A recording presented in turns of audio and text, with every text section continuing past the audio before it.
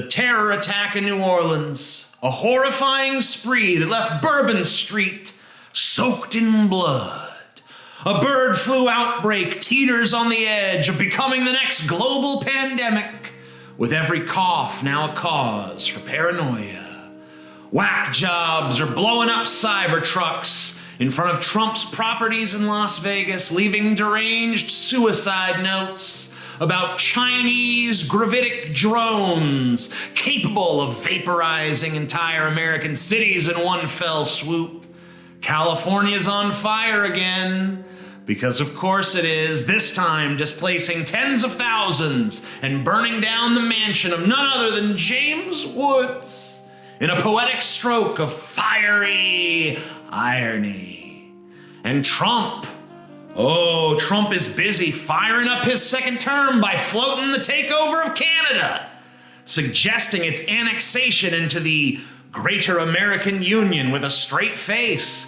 Oh, and he's got a little side project too, renaming the Gulf of Mexico the Gulf of America, because why not?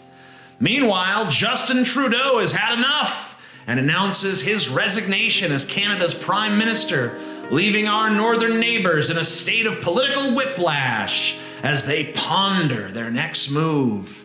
This is 2025, week 1. Let that sink in, baby. Week 1. Oh yeah, folks, buckle up. This is gonna be a year. The year of chaos, the year of madness, the year of what the actual fuck. Bite the pillow, my siblings. 2025 is coming in dry, and there's no safe word for this wild ride. I think I emerged from my cocoon of YouTube artifice just in time, didn't I? I had a dream last night. I was watching the waters rise. What started off as a swimming pool became a tempestuous ocean. And there was a beautiful woman with wild white hair waiting at the edge of the waters. I kissed her, and energy filled my being. I felt tingling pleasure all over my body, and I asked, "Who are you?" But my voice sounded incredible. It filled the air like the voice of God. And when I looked at her again, she'd become a gray shell, and I was sinking away from her on arms that stretched out like taffy. And then I saw the pages of an ancient grimoire flashing before my eyes, rendered in perfect detail but obstructed by shadows. And I woke up feeling invincible, unstoppable, unbreakable. I heard a quotation recently from Seneca the Younger. He said, "For when a man knows not what port he sails, no wind is favorable." True in his time, but now the winds of the world are spinning like a cyclone, holding no direction with any consistency. So this is my world now. What weakened me once has again become my strength, my power. This is my world, my time, my environment in which to flourish, and I shall. For I know not what port I sail, but in the age of chaos, that means not that no wind is favorable, but that all wind is favorable. So if you want to stop me, you'd better kill me. Nothing less will do. And if you want to join me, well, now is the most succulent time to do so. What shall we speak of today? What nook of the chaos deserves our attention? You, I think. Because if we're entering this new age, and we are, then you must be prepared for what is to come. So let's get you ready. First of all, let's acknowledge that none of us are safe. Chaos is rich with opportunity, but also rich with danger. The most important trait to cultivate within yourself right now is extreme adaptability. The more you hold on to notions of order and a static sense of self, the worse you will be ravaged by the storms to come. So you must be like water, fluid, formless, ready to take the shape of whatever vessel chaos pours you into. Forget rigid plans. Forget clinging to what was. The world is a kaleidoscope now, spinning faster and faster. And the only way to survive is to become a part of its endless, dizzying dance. Adaptability is not just about survival. It's about thriving. It's about seeing opportunity in disaster, fortune in failure, and reinvention in ruin. Chaos is the true great equalizer because it cares not for titles, for wealth, for fame. It rewards those who can outthink, outmaneuver, and outlast. Those who cling to their past selves, their old comforts, their illusions of control, they will crumble. So where do you begin? By shedding your fear. Fear is tethered to that which keeps you from taking a leap into the maelstrom. You have to sever it.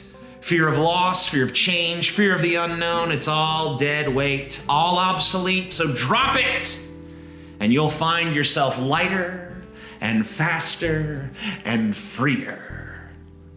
Next, you must cultivate a vision, not of the world that should be, but of the world that is becoming. The chaos is not random. It is the birth pangs of a new world, a new order yet to be defined. Look closely and you can see the patterns in the madness, the rhythm in the noise. Train yourself to see not just the cracks, but the opportunities that spill through them. And finally, you must act. Chaos rewards movement. If you stand still, it will swallow you whole. Take risks, make bold choices, and warm yourself at the hearth of uncertainty's inferno. This is not the time for hesitation. This is the time for audacity. That which you have put off doing because it seemed impossible or imprudent, now is the time to set those insignificancies aside and act. You must jump from the burning tower with faith that a net will appear. And if it doesn't, you must embrace the dirt of the ground as if it were the most tender of lovers. There are no setbacks anymore. There are no obstacles anymore. There is only movement. There is only forward. There is only the drive to do, with no concern for ultimate outcome, because all destinations are valid. If life gives you misery, then fall in love with misery. Make it synonymous with prosperity. If life gives you prosperity, adore it while it's yours, but also see that it is a prison, and dread not the day that you escape from it. And if this sounds like madness to you, I understand. But we now live in madness. The world has no use for sanity now. It will again someday.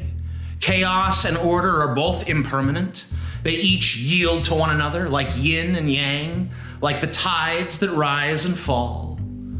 But in this moment, we are creatures of the storm. The world has thrown away its rulebook, and so must we. Sanity is a luxury for a calm world, with calm seas and clear skies, and we have neither of those things anymore. To cling to reason in unreasonable times is to drown with the weight of your own logic pulling you under. You see, madness is no longer an affliction, it is a strategy. Embrace it, and you will find clarity in its depths. When the world spirals, spin with it. Yay! Dance with the chaos. Become the storm. Those who try to hold on to what they were will find themselves swept away. Those who let go, who bend with the wind and ride with the waves, they will become unstoppable. So my friends, my siblings, the question is not if you will change, but how. Will you let the chaos break you, or will you use it to break free? The world is a crucible now, and we are the ore waiting to be forged into something new. What will you become? A shattered relic of a bygone order? Or the first spark of what comes next? This is your moment. This is our moment. To rise, to fall, to rebuild, to destroy, to become. The winds are howling. The fires are burning. And there is no shelter to be found. But there is beauty in that, isn't there? In the raw, untamed freedom of it all. So take a break if you can. Take a step if you dare. And take this chaos, this madness, this storm, and make it yours. But beware the acolytes of order, those who resist the chaos, those who strive to restore what was, the regressors, the conformity enforcers, the keepers of the stagnant past. Beware them, for they will see you as the enemy, not because you have wronged them, but because you threaten their illusion of control. These acolytes of order cling to the crumbling remnants of a world that no longer exists, desperate to patch the cracks in their reality with duct tape and denial. They call it restoration, but it is regression, a retreat into the comforts of a world that cannot and should not be resurrected. They will call you dangerous. They will call you unhinged. They will brand you a villain, a destroyer of what is good and sacred. And perhaps they're right in a sense. But they fail to see that destruction is just a precursor to creation, that chaos is not an end, but a beginning. The regressors fight for stability, but in their fear, they only delay the inevitable. The storm will come, whether they accept it or not. So you must recognize them, these acolytes of order. They wear many masks. The nostalgic who dreams of better days, the bureaucrat who suffocates progress in red tape, the traditionalist who fears innovation, the tyrant who imposes structure through brute force. They are bound by their need for control, and they will lash out at anything that threatens their fragile little frameworks. So, do not hate them, for they're lost. Don't pity them. They've chosen their path. But do not let them stop you, because they will try to impose their rules, their systems, their limitations upon you, to shackle you to some dying paradigm. They'll cry out for obedience, for conformity, for order, for stability, and you have to defy them. You have to show them that the old ways are gone, and the new ways are yet to be written, and when they are written, they will not be written by the acolytes of order, but by the children of chaos. Resist the pull of their fear, the lure of their false security. Remember, chaos is not your enemy. It is your ally. It is the fire that burns away the dead wood, the flood that clears the land for new growth. Do not fear the acolytes of order, but do not underestimate them either. They are persistent, they are cunning, and they are desperate. But desperation makes them blind, and their blindness is your advantage. Let them cling to their crumbling castles, to their rusted crowns, their brittle beliefs. You're not here to save them or to destroy them. You're here to move forward, to forge the path through the storm, winding though it may be, to build a new world in the ashes of the old. And when they come for you, and they will, stand firm in the chaos. Well, not too firm, because that's not very chaotic, is it? Be the tempest that they cannot tame, the wildfire that they cannot extinguish, the force of change that they cannot comprehend, or at least choose not to. For centuries, they have consigned us to the age of living death, the age where our humanity has been tamed into a waking nightmare of monotony. But that age is ending now. The hold of their waking death, their desolation of the human soul is shattered under the weight of its own stagnation. Their prisons of predictability, their chains of routine, their suffocating comfort zones, they are all crumbling into dust as the chaos rises. The age of living death, where the spark of the human spirit was dulled into a flicker, is yielding to the wildfire of liberation. The age of conformity, of hollow rituals and meaningless toil is gasping its final breath. For too long, they have stripped us of our essence, our wildness, our capacity for wonder and terror alike. They have dulled our edges, caged our passions, and told us the only way to live is to just endure, to shuffle through life as a shadow of what we could be.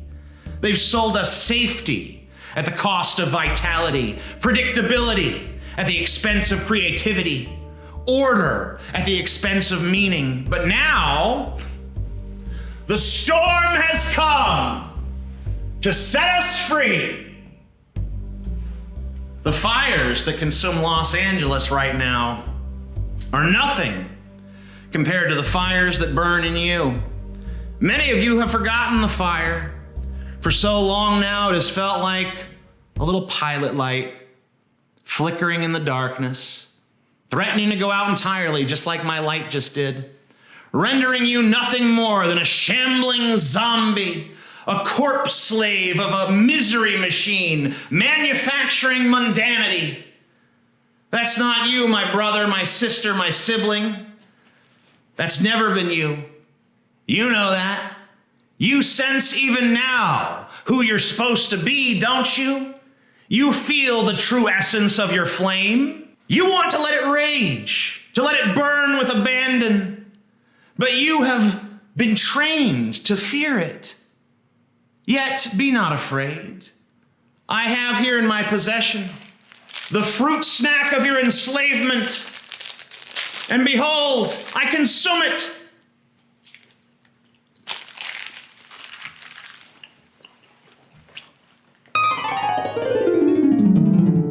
The processed fruit snack of your enslavement is gone, devoured, reduced to waste, just as their control over you shall be reduced to nothing. You are no longer their tool, their cog, their pawn in the endless game of stagnation. You are a vessel of fire, a living embodiment of chaos and creation. And your flame cannot be extinguished, not by them, not by fear, not by the centuries of conditioning they've imposed upon you. The flickering little pilot light within you, it was never close to going out. It was always waiting for the spark, the moment, the storm to come and turn it into an inferno.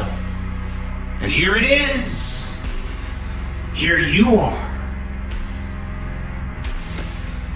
You feel it now? The burning truth that you are not just here to endure, to shuffle through life in a state of quiet desperation. You are here to consume, to create, to destroy and rebuild, to live with such force that the world itself bends and reshapes under the weight of your existence, of your significance. No longer will you be oppressed by the expectations of a society that fears your flame. You are not meant to be safe. You are meant to be alive. And being alive means embracing the chaos, the uncertainty, the raw, unfiltered beauty and terror of existence. It means letting the fire rage and burn away everything false, everything hollow, everything that is not you. So let it burn. Let it reduce the shackles to ash. Let it consume the structures that sought to hold you down. You are not their zombie. You are not their corpse slave. You are a force of nature, unbound, unrelenting, unstoppable. The storm has come. And you are the storm. The fire is here. And you are the fire. Rise and let the world see what it means to truly be alive. Rise and claim your freedom. Not as something given, but as something taken, forged, earned in the crucible of your unyielding will. Rise and let them tremble. For they have tried to tame you and they have failed. They have tried to extinguish you and they have failed. You are now free. What will you choose to do with your freedom? Will you choose to serve the same masters? If so, recognize that you no longer do this out of coercion, but that you have actively chosen obedience, so you have no one to blame for your dissatisfaction but you. No more will you be granted the clemency of ignorance or the excuse of oppression. If you kneel now, it is not because you were forced, it is because you have willed it. If you bind yourself again to the grindstone, to the misery machine, to the hollow promise of a system that thrives on your subjugation, then understand, the chains you wear will be forged by your own hands, and no other.